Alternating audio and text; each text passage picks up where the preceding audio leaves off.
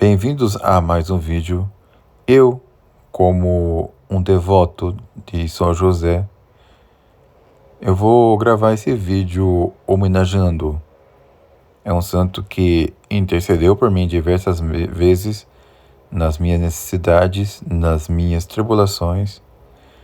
E eu gostaria de fazer aqui a leitura da carta encíclica Quamquam Pluris, assim também como a leitura da liturgia de hoje. São José, com certeza, é um dos maiores, se não o maior santo que nós já tivemos depois da própria Virgem Santíssima. Santos, claro que são pessoas humanas. Nosso Jesus Cristo não é uma pessoa humana, mas uma pessoa divina que assumiu duas naturezas. Tá?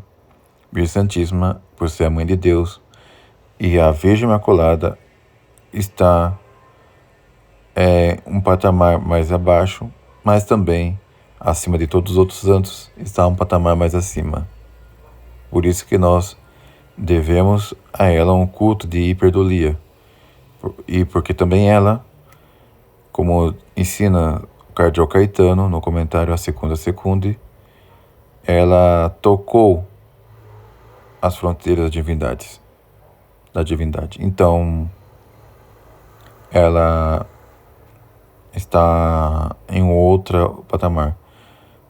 São José, ele vem logo abaixo por ser o pai adotivo de Jesus Cristo, por uma adoção legal, mas que foi o seu guardião e o tratou como se eu fosse seu filho mesmo. E aqui eu farei a leitura da carta encíclica de Leão XIII, que começarei agora. Leitura da carta encíclica Quamquam Pluris. A devoção a São José. Aos irmãos patriarcas, primados, arcebispos e todos os bispos do orbe católico, em paz e em comunhão com a Sé Apostólica. Ainda que tenhamos mandado mais vezes que em todo o mundo católico se fizesse orações especiais e com a maior insistência se recomendasse a Deus os interesses da Igreja, mesmo assim ninguém há de se admirar se neste ano julgamos nosso dever inculcar novamente esse dever. Com efeito, nos momentos difíceis e de maneira particular, quando o poder das trevas parece tudo usar para a ruína da religião cristã, a Igreja costuma invocar e suplicar com fervor e constância maior a Deus, seu fundador e protetor, interpondo também a intercessão dos santos e especialmente da Virgem Mãe de Deus, porque da proteção deles espera o mais válido apoio aos seus interesses. E cedo ou tarde manifestam-se os frutos das orações piedosas e das esperanças que ela pôs na bondade de Deus. Ora, veneráveis irmãos, vós conheceis as adversidades do nosso tempo, e é bem mais prejudicial para a religião cristã do que aqueles que passaram. Vemos como num grandíssimo número de fiéis desaba a fé, o fundamento de todas as virtudes cristãs. Resfria-se a caridade. A juventude cresce na depravação dos costumes e das ideias. A Igreja de Cristo é assaltada por todo lado, com a violência e a fraude. Faz-se uma guerra feroz ao pontificado, com ousadia crescente, corroem-se os próprios fundamentos da religião. Não é preciso demonstrar, por ser demasiado conhecido, até que ponto se chegou a esta descida nos últimos tempos e o que se quer fazer de pior ainda. Numa situação tão triste e tão difícil, nós podemos pedir o remédio ao poder divino, pois os remédios humanos são inadequados aos males. Por isso, julgamos nosso dever excitar a piedade do povo cristão a implorar, com ardor e perseverança, maiores a ajuda de Deus Onipotente. Portanto, ao aproximar-se do mês de outubro, que já outras vezes declaramos consagrada à Virgem do Rosário, exortamos vivamente os fiéis a querer o transcorrer todo com maior assiduidade e com mais alto espírito de devoção e de piedade. Na bondade materna da Virgem sabemos encontrar um refúgio seguro e temos certeza que a nossa esperança nela não é vã, com centenas de outras ocasiões, particularmente graves para o cristianismo. Ela fez sentir a eficácia da sua ajuda, porque deveríamos duvidar que não queira repetir as provas de seu poder e de seu favor quando os fiéis, todos juntos em humildade de espírito e constância invocarem? Até devemos acreditar que sua intervenção não será tanto mais admirável quanto mais longamente se tenha deixado suplicar. Porém, veneráveis irmãos, nos propomos também outra finalidade, para a cuja consecução colaborareis conosco, com a vossa habitual diligência. Pensamos que se o povo cristão se habitua a invocar com grande piedade e confiança, junto com a Virgem Mãe de Deus, o seu castíssimo esposo São José, isso auxiliará imensamente para que Deus se mostre mais favorável às nossas orações, e pelo grande número dos que rezam, socorra com maior generosidade a solicitador de sua igreja. Motivos evidentes convencem-nos que isso é agradável e aceito também pela Virgem. Sabemos que a piedade popular não somente é propensa a esta devoção, da qual pela primeira vez vos falamos oficialmente, mas que ela já se difundiu e está se desenvolvendo grandemente, pois assistimos, especialmente nesses últimos anos, a uma afirmação clara e a uma larga difusão do culto a São José, que já nos séculos passados os pontífices romanos se esforçaram por incrementar e divulgar, e isso especialmente depois que o nosso predecessor Pio IX, de feliz memória, proclamou, a pedido de muitos bispos, o Santíssimo Patriarca Padroeiro da Igreja Universal. E como é muito importante que a veneração a São José penetre intimamente os costumes nas instituições católicas, queremos que o povo cristão seja estimulado a isso também pela nossa palavra e autoridade. Os motivos pelos quais São José é expressamente considerado o padroeiro da Igreja e pelos quais, por sua vez, a Igreja espera de sua proteção e intercessão uma ajuda poderosíssima, devem ser procurados no fato de ele ter sido esposo de Maria e pai legal de Jesus Cristo. É daqui que se originam a sua dignidade, sua graça, sua santidade e sua glória. Com certeza, a dignidade de Mãe de Deus é tão sublime que não se pode encontrar nada de mais excelso. Mas é também verdade que, como São José está ligado a Maria pelo vínculo conjugal, ninguém mais do que ele se aproximou daquela dignidade excelsa que situa a Mãe de Deus acima de todas as criaturas. Com efeito, o matrimônio entre todas as sociedades e uniões forma aquela mais íntima, da qual naturalmente deriva uma participação recíproca dos bens entre os cônjuges. Por isso, se Deus escolheu José como esposa da Virgem, com isso não somente o tornou companheiro de sua vida, testemunha de sua virgindade, defensor de sua honestidade, mas, pelo motivo da própria sociedade conjugal, o tornou também participante de sua dignidade sublime. Mas, por outro motivo, ele ultrapassa a dignidade de todos os outros, porque foi escolhido por conselho divino a ser guarda do Filho de Deus, e também no julgamento comum, como seu pai. Disso derivava que o Verbo de Deus estivesse humildemente submetido a José, obedecesse às suas disposições e lhe desse todos aqueles testemunhos de honra que os filhos necessariamente tributam ao pai. Consequência espontânea dessa dúplice dignidade eram os deveres naturalmente próprios dos pais de família pelos quais, sendo José chefe dessa família, era também o guardião, o administrador, o defensor legítimo e natural. Com efeito, ele cumpriu, durante a sua vida, esses deveres e encargos, com sua solicitude terníssima e amorosa de cada dia. José sempre defendeu sua esposa e o Filho de Deus.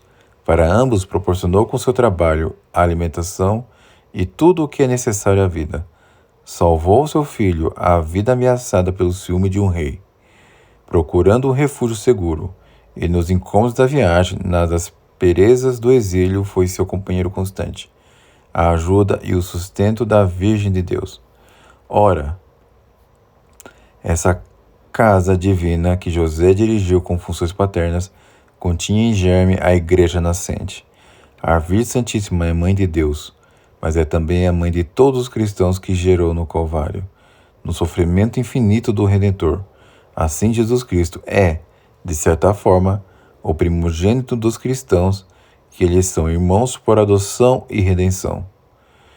Esses são os motivos pelos quais o Santo Patriarca sente que lhe é confiado de maneira particular a multidão dos cristãos que formam a Igreja, a família imensa, isto é, espalhada por toda a terra, sobre a qual ele exerce como que uma autoridade paterna, enquanto esposo de Maria e pai de Jesus Cristo.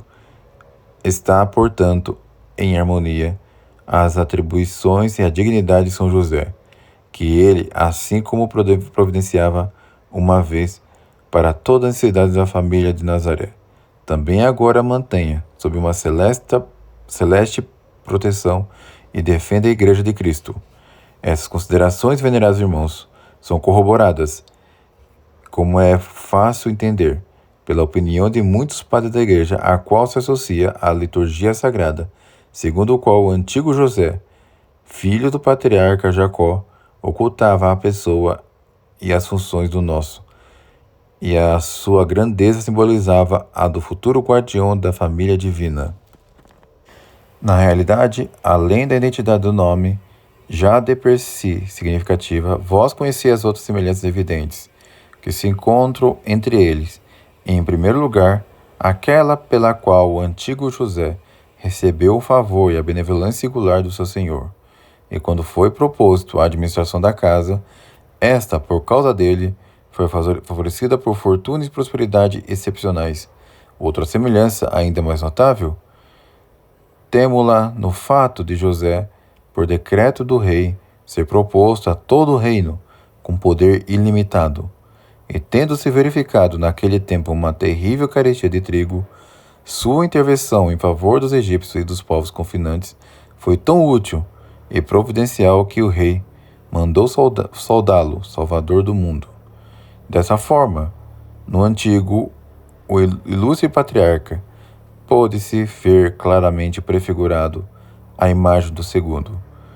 Como o primeiro tornou prósperos e vantajosos os interesses familiares de seu dono, e em seguida beneficiou imensamente todo o reino, pode-se crer que o segundo José, escolhido como protetor do cristianismo, queira defender e guardar a Igreja, que é verdadeiramente a casa do Senhor e o reino de Deus na terra. Na verdade, motivos evidentes induzem todos os fiéis de qualquer estado e condição a confiar e entregar-se à proteção eficaz de São José. Os pais de família encontram em José o ideal de vigilância e da solicitude paterna. Os esposos, o exemplo perfeito do amor, da concórdia, da fidelidade conjugal. Os virgens, o modelo e o protetor da integridade virginal. Nobres, aprendam de seu exemplo a conservar a sua dignidade, mesmo no revés de fortuna. Os ricos, compreendam quais bens sejam necessários a procurar e reunir com todas as forças.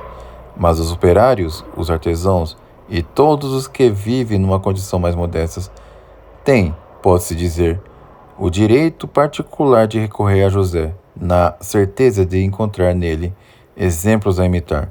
Com efeito, ele, ainda que de sangue régio, casado com a mais santa de todas as mulheres e pai legal do Filho de Deus, transcorre a sua vida no trabalho no qual tira o necessário para o sustento da sua família. Por isso, na verdade, não se pode dizer que a condição dos pobres seja desprezível. Pelo contrário, o trabalho dos operários só não é desprovido de decoro, mas pode, quando acompanhado pela virtude, tornar-se um título de grande honra. José, contente do pouco que possuía, suportou com serenidade de espírito e com magnanimidade os apertos inerentes na modesta condição de vida, imitando nisso seu filho adotivo, o qual, ainda que o senhor de todas as coisas, depois de ter assumido a forma de servo, submeteu-se voluntariamente à indigência e à falta de tudo. Ao refletir nesses exemplos, os pobres e todos que vivem do trabalho de suas mãos devem levantar seu ânimo e alimentar sentimentos de paciência. A justiça permite que possam sair da miséria e melhorar suas condições de vida. Mas nem a justiça, nem a razão permitem a subversão da ordem estabelecida por Deus. Pelo contrário, o recurso à violência e à política da sedição e da praça é loucura que, os mais às vezes, agrava exatamente aqueles males que quereria aliviar com essas manifestações. Portanto, os pobres não devem confiar nas promessas dos homens turbulentos, e sim na proteção e no exemplo de São José, e no amor materno da Igreja, a qual cada dia mais se preocupa com a sua sorte. Por isso, veneráveis irmãos, confiando muito na vossa autoridade, no zelo episcopal e na confiança de que os bons farão espontaneamente muito mais do que é prescrito, ordenamos que durante todo o mês de outubro, depois da reza do Santo Rosário, já outra vez inculcada, se acrescente a oração a São José, reportada no final desta carta. E isso cumpra-se todos os anos para sempre. A quem recitar devotamente essa oração, concedemos todas as vezes a indulgência de 7 anos e 7 quarentenas. Além disso, em alguns lugares, impôs-se o hábito louvável e salutar de dedicar o mês de março à honra do Santo Patriarca, com exercícios cotidianos de piedade. Onde não se puder facilmente estabelecer essa prática, pelo menos é desejável que antes do dia de sua festa se faça na igreja principal de todos os lugares um tríodo de orações. E nos lugares onde o dia 19 de março, dedicado a São José, não seja computado entre as festas de preceito, todos os fiéis santifiquem esse dia no que lhes for possível, com práticas particulares de piedade, em honra de seu padroeiro celeste, como se fosse festa de preceito. Entretanto, como auspício dos favores celestes e como prova dessa nossa benevolência, concedemos com afeto no Senhor a vós, venerados irmãos, ao clero e ao povo, a vós confiado com a bênção apostólica.